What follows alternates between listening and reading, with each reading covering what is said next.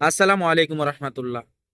যুদ্ধবিরতি থাকা সত্ত্বেও বর্তমান পৃথিবীর সবচেয়ে নিকৃষ্ট রাষ্ট্র ইসরায়েল, এই ইসরায়েল আবারও ফিলিস্তিনে হামলা করেছে।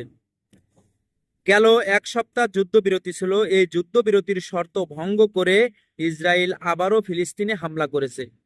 আজকের নিউজ, আজকে ইসরায়েল ফিলিস্তিনে যে হামলা করেছে, এই হামলায় মোট 9 জন নিহত হয়েছেন। তার ভিতরে 2 জন সংবাদকর্মী এবং 7 জন সাহায্যকর্মী, অধিকাংশই সাহায্যকর্মী। সুতরাং এরা কিন্তু নাস্তিক, এরা কিন্তু মুনাফিক। একদিকে যুদ্ধবিরতির কথা বলে, আর একদিকে ফিলিস্তিনে হামলা করে। এদিকে ইয়েমেনে যে ইরান সমর্থিত হুতি গোষ্ঠী রয়েছে, এই হুতি গোষ্ঠী ইসরায়েল এবং আমেরিকাকে হুমকি দিয়েছে, আপনারা যদি ফিলিস্তিনে এই হত্যাযজ্ঞ বন্ধ না করেন বা যুদ্ধবিরতির যে শর্ত, এই শর্তগুলো যদি না মানেন, না মেনে যদি একের পর এক তাদের উপরে হত্যাযজ্ঞ চালিয়ে যান, তাহলে লোহিত সাগরে আপনাদের যে জাহাজগুলো আসে, এই জাহাজগুলোই আমরা যে হামলা করি, এই হামলা কিন্তু অব্যাহত রাখবো। ইয়েমেনের হুতি এই হুমকি দেওয়ার পরপরই কিন্তু ইসরায়েল এবং আমেরিকা মিলে ইয়েমেনের হুতি সমর্থকদের উপরে হামলা করেছে এবং সেখানে মোট 31 জন নিহত হয়েছে, যার কয়েকজন ইয়েমেনে হুতি সমর্থিত সদস্য এবং অধিকাংশই সাধারণ নাগরিক এবং সংবাদকর্মী।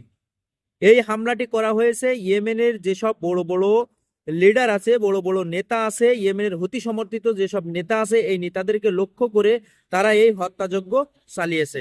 দেখেন, বিগত কয়েক দশক ধরে ইসরায়েল এবং আমেরিকার সাথে কিন্তু এই ইরান সমর্থিত হুতি গোষ্ঠী, এই হুতি গোষ্ঠীর সাথে যুদ্ধ একাধারে লেগেই আছে। এরা আক্রমণ করে, ওরা আক্রমণ করে, এরা আক্রমণ করে, ওরা আক্রমণ করে, কেউ কারোর চেয়ে কম নাই। সুতরাং এরা যদি পারতো, ইসরায়েল আর আমেরিকা যদি পারতো, তাহলে কিন্তু ওদেরকে নিশ্চিহ্ন করে দিত, কিন্তু নিশ্চিহ্ন করার কোনো সুযোগ নাই।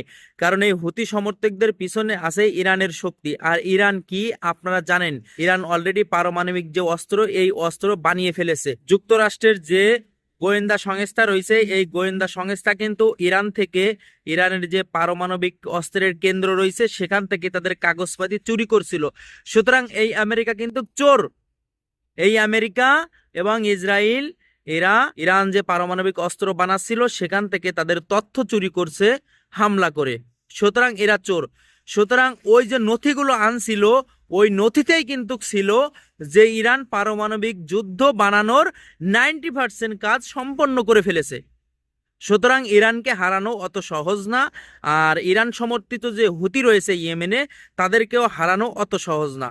হুতিদের উপর যদি ইসরায়েল এবং আমেরিকা হামলা করে, তাহলে হুতিরাও হামলা করবে তাদের দেশের উপরে। এবং লোহিত সাগরে ইসরায়েল এবং আমেরিকা যে বিজনেস করে, তাদের যে ব্যবসায়িক জাহাজগুলো যায়, এই জাহাজগুলো যেতে দিবে না। এবং এই জাহাজে তারা বিগত দিনগুলোতে যেভাবে হামলা করে আসছে, সেভাবেই হামলা করবে।